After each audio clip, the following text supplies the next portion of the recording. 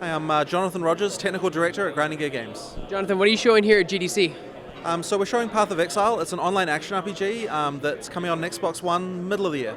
This is kind of a big deal because the game has existed on PC for years and it's coming to the consoles for the first time. Yeah, exactly. So, I mean, we've been adapting the controls for console. We're really proud of how it's turned out. It's a lot of fun. I take the console home on the weekends and I sit there on the couch and it's actually a really good time. What are some of the challenges when taking a top-down dungeon crawler and implementing the UI and the controls into a console?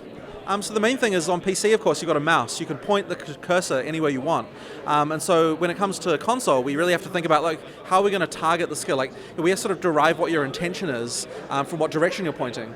So if we get that right, then the skill feels really good. And if we get it wrong, the skill feels really terrible. So it's basically just about, for every single skill in the game, of which there are many, there's 100 base skill gems and then hundreds of more support gems. For all of those, we have to sort of make sure that that works correctly. And so that's what a lot of the time is that goes into doing a console port. Can veteran Path of Exile players transfer their characters and play on the console? Unfortunately not. The balance is different, so the realms are separate, but we don't think that's going to be a huge problem. I think a lot of PC players will continue to play on PC. For console, I think it's a new market with a lot of players who otherwise wouldn't try the game, and I think that's what our idea is coming to console. Now, for players that have played years on PC, is it really easy to translate over for them to the Xbox on controller? Well, I certainly found it easy. After a few minutes, I was really enjoying running around with the controller. So, I think that if you're interested in making the transition, then you should certainly try it. It's free to play after all, so you can do that without any paying for anything. What do you have to lose? Yeah, exactly. So talk about some of the challenges you faced when implementing just this entire game, as well as because you have a lot of models on screen at once, implement it into next-gen console hardware.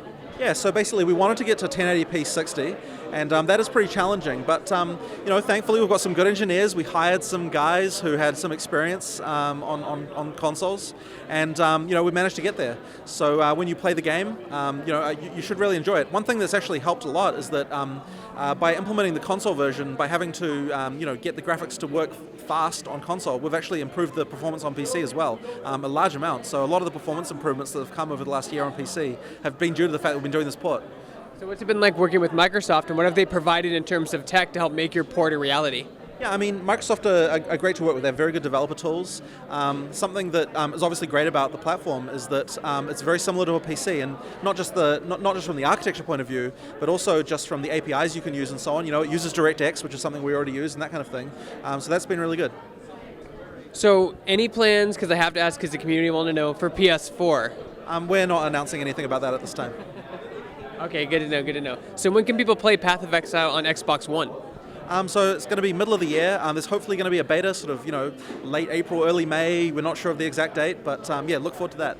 Where can people sign up for the beta? So if you just go to pathofexile.com and sign up for an account on PC, then we'll be running a program to get into the beta later on.